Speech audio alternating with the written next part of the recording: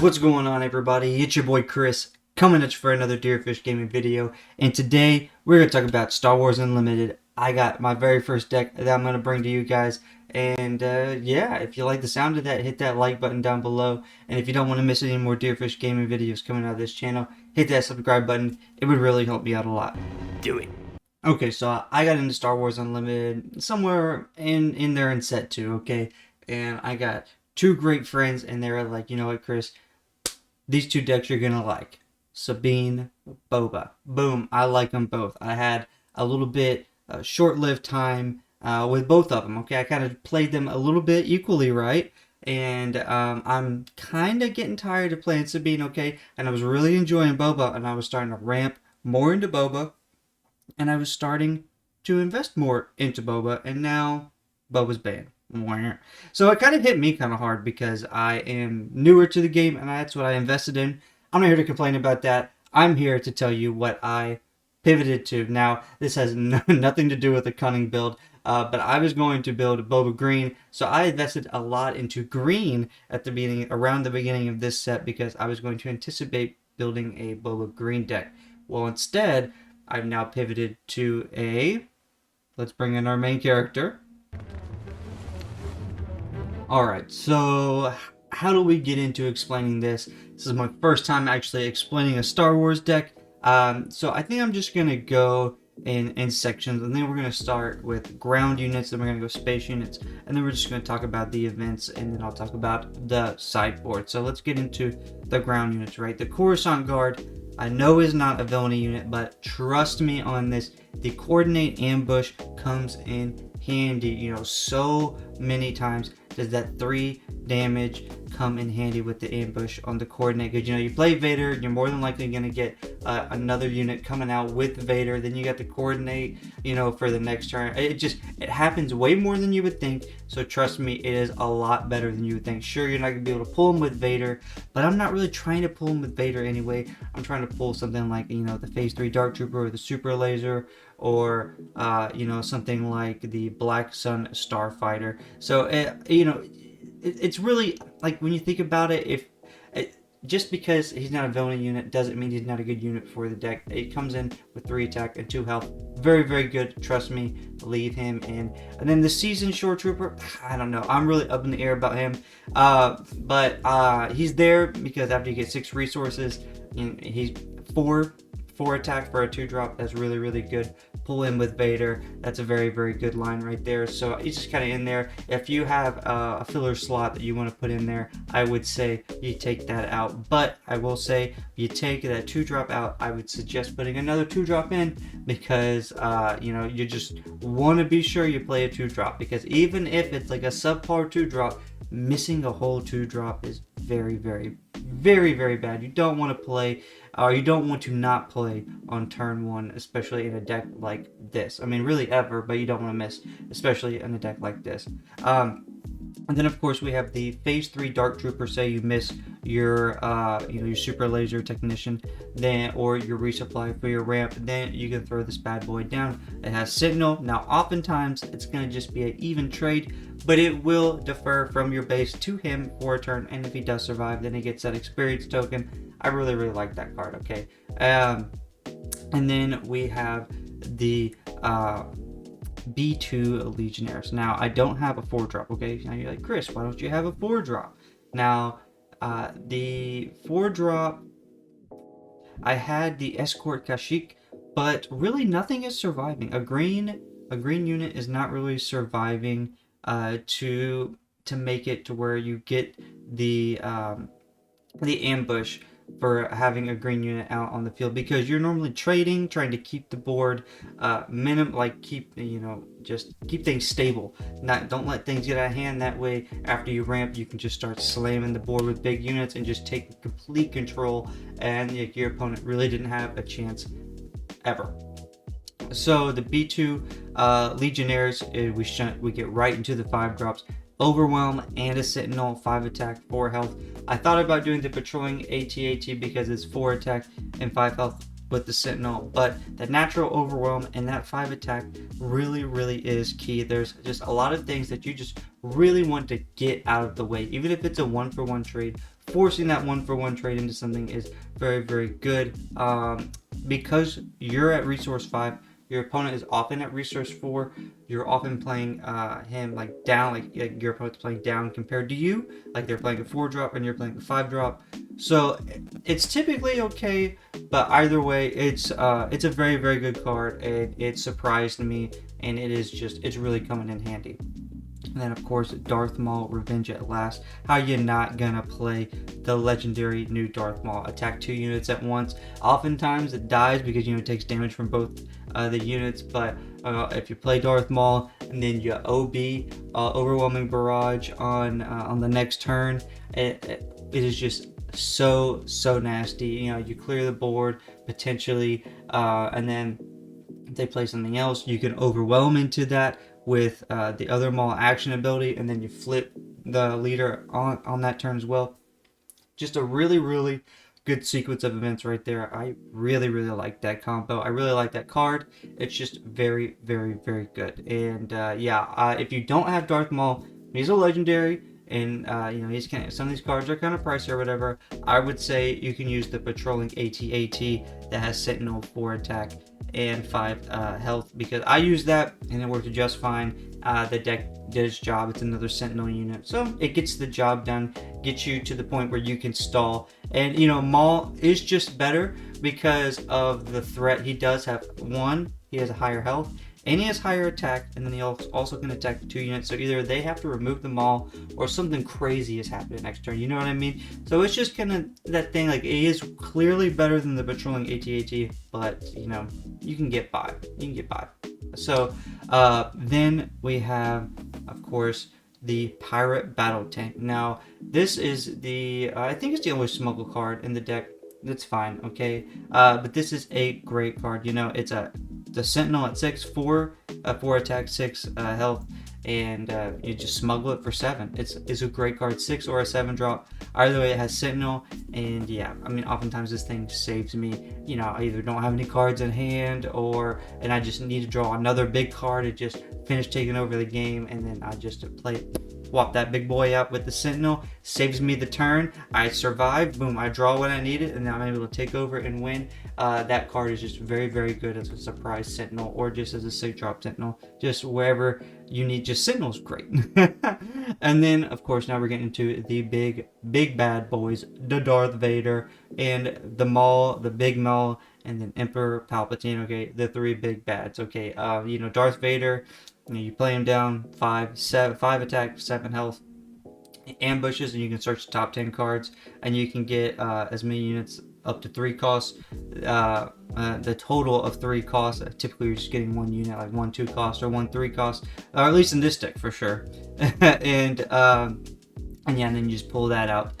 And I mean, that's him. And then you just ambush into something. So he's really cool. He's really good to use with Grim Resolve because he has higher health and attack. So you can get like 5 damage on him, and then Grim Resolve him, and he'll swing for 10. Really like that. Just really boom, close that gap of damage if there was a gap in damage from when you were ramping. And then of course the Maul's ambush and overwhelm. What to love there, just pairs perfect in this deck, and it pairs perfect with the Pirate Battle Tank, because if you attack into the pirate, into something with the Pirate Battle Tank up, if like you want Maul to live, you can just send all that damage to the Pirate Battle Tank, because they're both underworlds. So it's really cool there. And of course Emperor Palpatine, right? You just is a 6 attack, 6 health. When you play him, divide 6 damage anywhere is great. Just not a lot of stuff have more than 6 health, and even if they do, there's plenty of ways that we can handle that, or we have overwhelm to just overwhelm into your base. So there's lots of ways to finish your opponents off. You have to get used to the sequencing because it's a lot of character control, but I really like the way this plays out. I really do. And so that was the ground units. Now let's get into the space units. Okay, so Kylo's TIE Silencer is just a lot of fun. You know what? Actually, for the space units, I'm gonna switch over to to a different view. Okay, so I also have it up on swdb.com. I will have the link down below. Don't worry, because you can also, I'll show you at the bottom. You can also click this little force table link right here, and boom, they'll take you straight to a little simulator on the web where you can try this deck out at any other deck that you want to from this website. So just look out for that. I'm definitely going to be using this for all my decks just because that is there. So we're moving to the space units. Okay, so this is probably better. I just want to try different stuff. So we were covered all of our ground units. Now let's move to the space unit. So the Kylo's TIE silencer is one of the things that I just kind of put lastly in the deck. I was really trying to avoid this deck. I think avoid this card because of cost, right? It's just it's really popular right now because of Django, and so it's just going up in price. But it's clearly the best 2-drop. I had like Daring Raid in there for shenanigans. It's like a 1-drop for easy switch in for force throw. But I mean, this is just clearly the better option. Blue red is popular right now, so if this gets discarded from your hand or your deck, you can still play it. It's good into Sabine. So Sabine tries to get around you for going space. The red squadron only does 1 damage. It has raid 2, so it's like kind of 2-for-1s, that sort of deal. It's just really good. Most things have 3 attack or 3 health in space, so this is just really good. And also, if you want to go aggro space because you want to do a little race, you can do that as well. If you like, that's what you drew. If you drew units, no ramp, try to raid or whatever it may be. This deck can do a lot of different things. So the Black Sun Starfighter, 3/2 Sentinel, essentially the TIE silencer, but a 3 cost and has Sentinel. Sentinel, great. We've covered why Sentinel is great in this deck. Just stall even 1 turn for you to ramp. Mwah, love it. Often we'll pull this with Vader, to be honest though. Often we'll pull this with Vader as like another little side stoppage for the space until you can get your Devastator out. Now the Subjugating Starfighter is very, very good. The when played, if you have the initiative, create a battle token. It's cool, but it's not why it's in the deck.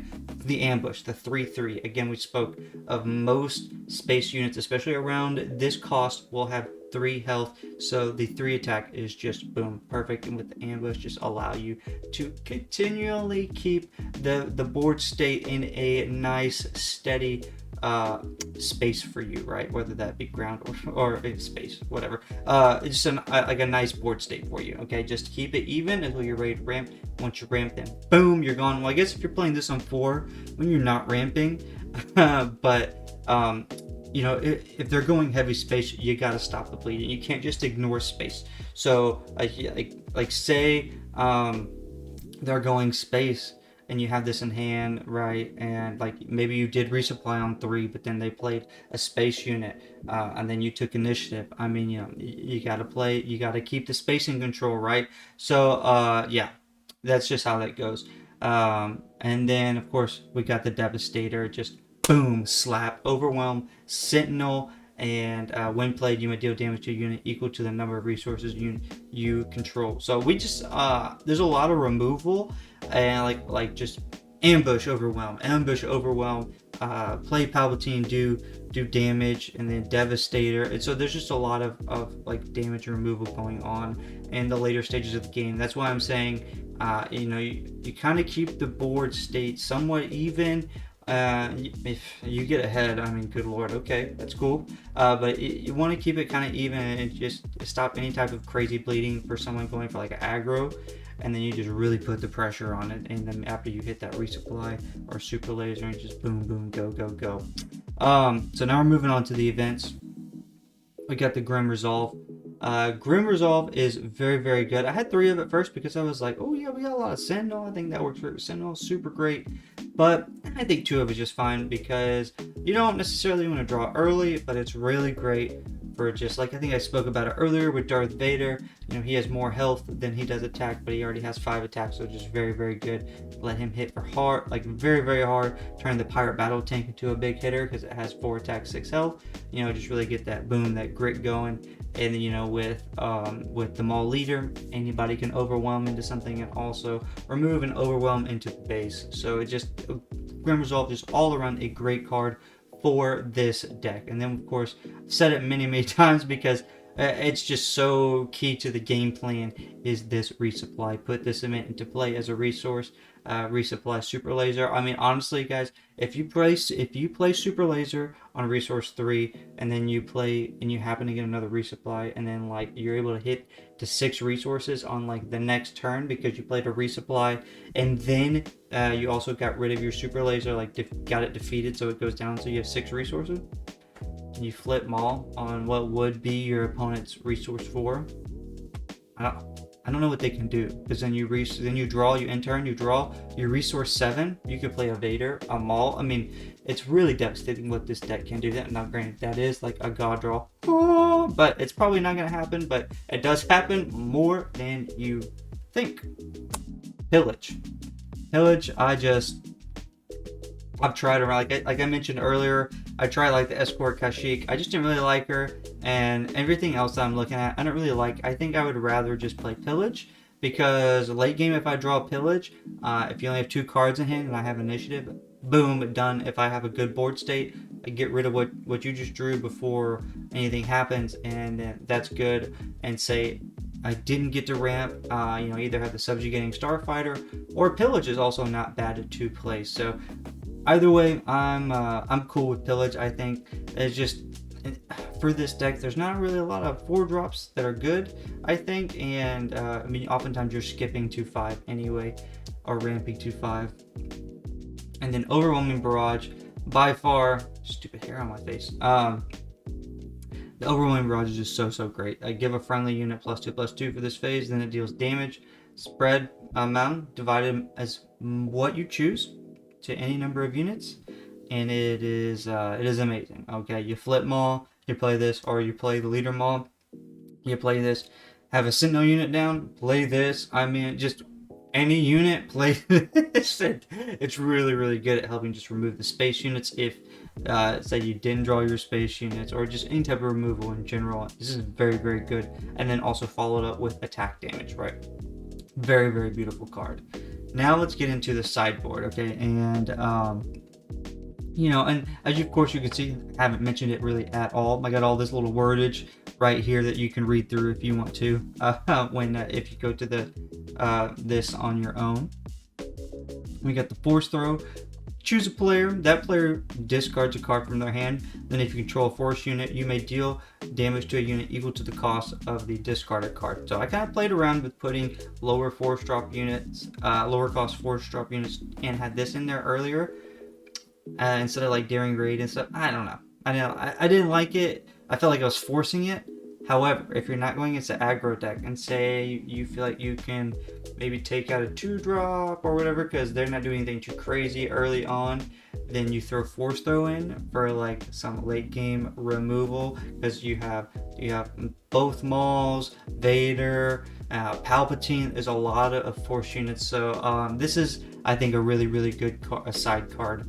And then Caught in the Crossfire is just really amazing. Choose 2 enemy units in the same arena. Each of those units deal damage equal to its power to the other. Now, most of the time, when your opponent plays into your arena, they're going to go heavy into that arena. Like Django goes heavy space. This deck goes heavy ground. So this deck, I mean, this card works a lot better than you would think, and oftentimes it's just straight up removal of 2 units, okay? Because, you know, they're probably going to attack into you to try to get rid of some of your big boys, and then they're just kind of like, whoo, okay, we're free and clear. Well, then you Caught in the Crossfire, boom, board state reset. You know, hopefully you still have way more big units than them to just play and just continue to overwhelm them. So Caught in the Crossfire, very good.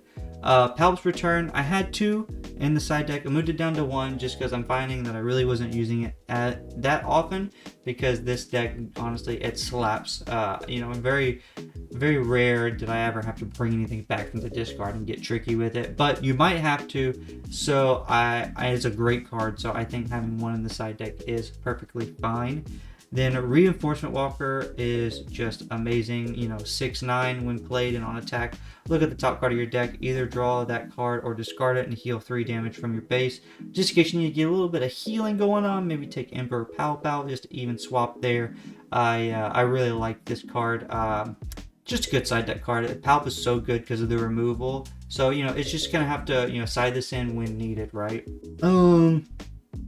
Crate Dragon is a very, very good card. Just a 9-drop. I feel like if you take out Seasoned Stormtrooper, so you're not going like aggro, or you're not going against aggro, something like that, and you can just really, or maybe they're not going heavy space, you take out the Devastator and you throw in the Crate Dragon. So you got the Overwhelm 10/10. When an opponent plays a card, you may deal damage equal to that card's cost to their base or to a ground unit they control. Very, very, very strong card. As soon as you play it, it demands attention. So yeah, I really think this is good.